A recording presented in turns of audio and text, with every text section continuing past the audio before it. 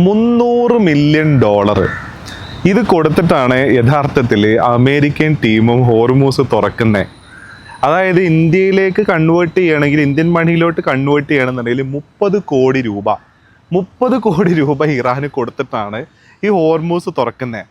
അപ്പോൾ ഈ ഒരു കാര്യം പുറത്ത് വന്ന സമയത്ത് JD വാൻസും അതേപോലെ തന്നെ നമ്മുടെ ട്രംപ് അടക്കം പറഞ്ഞുകൊണ്ടിരുന്നൊരു കാര്യമുണ്ട്.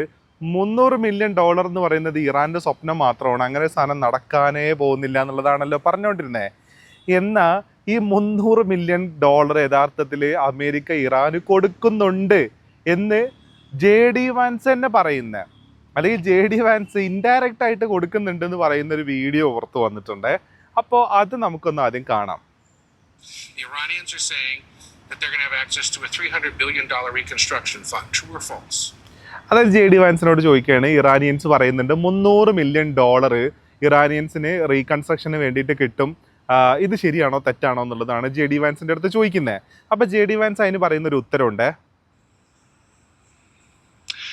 Well, that's the sort of thing they could have access to, funded by the Gulf Coast Coalition, so long as they honor their end of the obligation. I think that one of the things you're going to see, Ed, and people have to be skeptical of this, is that the hardliners in the Iranian system will overemphasize the benefits that Iran gets, while underemphasizing all the things that they have to concede and all the things they have to provide in order to get these benefits. So we absolutely are open to the Gulf Coast countries investing in the reconstruction of Iran, but only if Iran ends their nuclear programs, ends their enriched stockpile of material, and is really open to an inspections and enforcement regime that gives the American people confidence they're never going to have a nuclear weapon. So I think the dance you're going to see, Ed, which is going to be interesting, is the Iranian media, especially the hardline media, they're going to talk a lot about what they get without talking about what they give.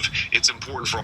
അതായത് JD vans ഇതിൽ പറയുന്നത് എന്താ അറിയോ, അതായത് Iranians actually over emphasise ചെയ്യണം അവർക്ക് കിട്ടാൻ പോകുന്ന ബെനിഫിറ്റിനെ കുറിച്ചെന്നാണ് പറയുന്നത്. എന്നിട്ട് പുള്ളി പറയുന്നത് GCC കൺട്രീസ് ചിലപ്പം ഇറാന് ഈ ഒരു പണം കൊടുക്കുമായിരിക്കും ഇറാൻ്റെ റീകൺസ്ട്രക്ഷന് വേണ്ടിയിട്ടെന്നുള്ള കാര്യം പറയുന്നത്. അതെങ്ങനെ ശരിയാവും? ഹോർമൂസ് അടച്ചതും ഹോർമൂസ് തുറന്നതും അല്ലെങ്കിൽ ഇറാനായിട്ട് യുദ്ധം ചെയ്തതൊന്നും ഈ പറയുന്ന GCC കൺട്രീസ് അല്ലല്ലോ. ഈവൻ തോ അതിനകത്ത് UAEയും അതേപോലെ തന്നെ കുവൈത്തൊക്കെ കുറച്ച് ഒരു ചെറിയൊരു പാർട്ട് എടുത്തിട്ടുണ്ടെങ്കിൽ കൂടെ GCC കൺട്രീസ് കൊടുക്കുമെന്നാണ് പറയുന്നത്.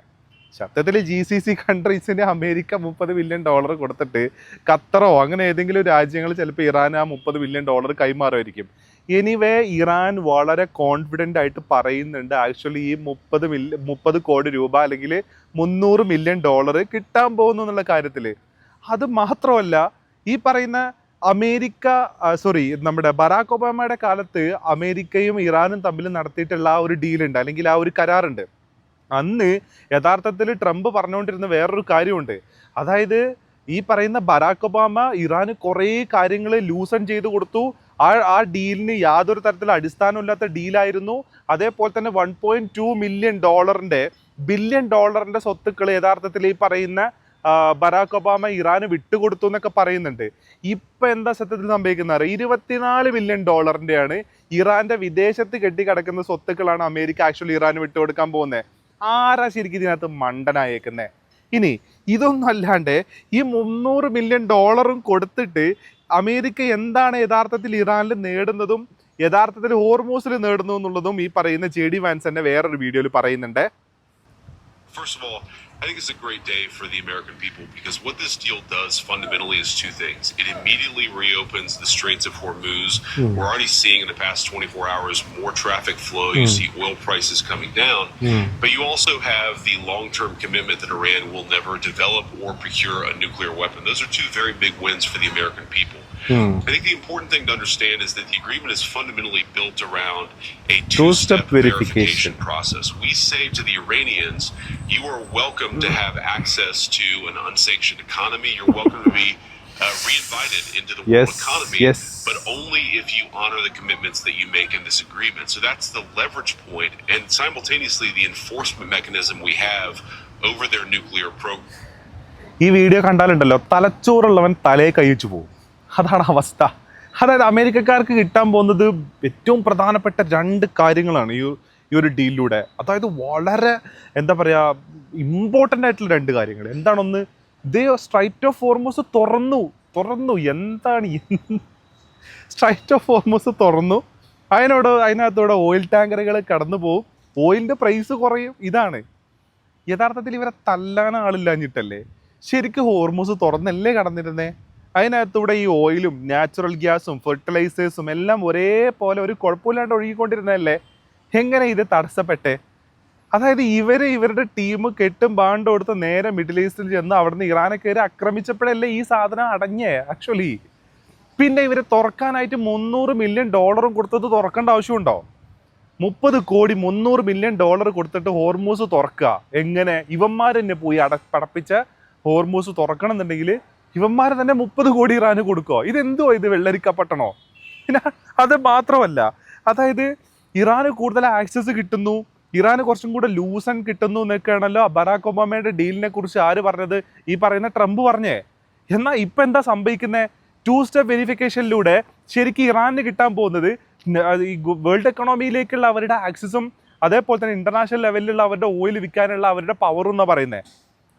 ഇത് യഥാർത്ഥത്തിൽ ഈ ഒരു ലൂസൺ ഇറാനുമായിട്ട് ഇങ്ങനെ ഘട്ടം ഘട്ടമായി കുറച്ച് കൊണ്ടുവന്ന് ഇവരുടെ ഈ പ്രശ്നങ്ങളൊക്കെ തീർത്ത് ഈ ന്യൂക്ലിയർ പ്രോഗ്രാമിൽ നിന്നൊക്കെ ഇറാനെ പുറകോട്ട് കൊണ്ടുവരിക എന്നൊക്കെയുള്ള പ്ലാനിൽ ഓൾറെഡി മറ്റേ JCPO എന്താ അതിൻ്റെ പേര് കറക്റ്റ് കിട്ടുന്നില്ല, ഇത് ഓൾറെഡി ബറാക്ക് ഒബാമ ചെയ്തിട്ടുണ്ട്. പിന്നെ അണ്ണം പോയിട്ടാണ് സത്യത്തിൽ ഇതെല്ലാം കൊളാക്കിയത്. അതായത് നെതന്യാഹു ടീമും ഒരു ഹാഫ് കുക്ക്ഡ് ആയിട്ടുള്ള സാധനം കൊണ്ട് ട്രംപിൻ്റെ അടുത്ത് ചെല്ലുന്നു. Trump wow nice great deal എന്നൊക്കെ പറഞ്ഞിട്ട് നേരെ അതിന് അപ്രൂവൽ കൊടുക്കുന്നു. ഈ പറയുന്ന കെട്ടും ബാണ്ടും ഈ പറയുന്ന F-15 F-35 സ്ട്രാറ്റോ ടാങ്കറും ഇതെല്ലാം കൂടെ ഇട്ട് നേരെ ഇറാനിലോട്ട് ചെല്ലുന്നു. ഇറാനിൽ 4 അടി കൊടുക്കുന്നു, ഇറാൻ തിരിച്ച് 10 അടിയും കൊടുക്കുന്നു. ഇറാൻ അതിനെ എക്കണോമിക് വാർഫെയർ ആക്കി മാറ്റുന്നു. അതായത് സമാധാനം അതിൻ്റെ ഉള്ളിൽ കുടുങ്ങി പോവുകയും ചെയ്യുന്നു. ഇങ്ങനത്തെ ഒരുപാട് ട്രോളുകൾ ഇപ്പോൾ വരുന്നുണ്ട്. എന്നിട്ട് അമേരിക്ക GCC വഴി $300 മില്യൺ 30 കോടി രൂപയും കൊടുത്തിട്ടാണ് ഈ പറയുന്ന ഹോർമൂസ് തുറക്കുന്നത്. അത് മാത്രമല്ല, ഏറ്റവും വലിയ ബായി ചങ്കായിരുന്ന നെതന്യാഹുവിനെയും കൂടെ പിണക്കിയിട്ട് അയാൾ ഒന്നിനും കൊള്ളാത്തവനാണ്, അയാൾ പറഞ്ഞാൽ കേൾക്കാത്തവനാണെന്ന് പറഞ്ഞ നെതന്യാഹുവിനെയും കൂടെ തള്ളിയിട്ടാണ് ഇപ്പം ഈ പറയുന്ന ഡീലിലേക്ക് ഈ പറയുന്ന JD വാൻസും അതേപോലെ തന്നെ പീറ്റ് ഹെഗ്സെത്തും ഈ ട്രംപും അടങ്ങുന്ന ടീം ഇപ്പം എത്തിയേക്കുന്നതെന്നുള്ളതാണ്. ഇനി ഈ ഒരു $300 മില്യൺ കൊടുത്തിട്ട് ഇസ്രായേൽ ഇതിലിനി എന്ത് തീരുമാനം എടുക്കും? ഇസ്രായേൽ ലെബനോന്റെ മേലെയുള്ള അടി നിർത്തോ ഇല്ല എന്നുള്ളത് ഇനിയിപ്പോൾ നോക്കിയിരുന്ന് കാണാം. ഈ $300 മില്യൺ ഹോർമൂസിൽ കലക്കിയ പോലെ ആവുമോ എന്നുള്ളത് ഇനിയിപ്പോൾ നോക്കിയിരുന്ന് കാണാം.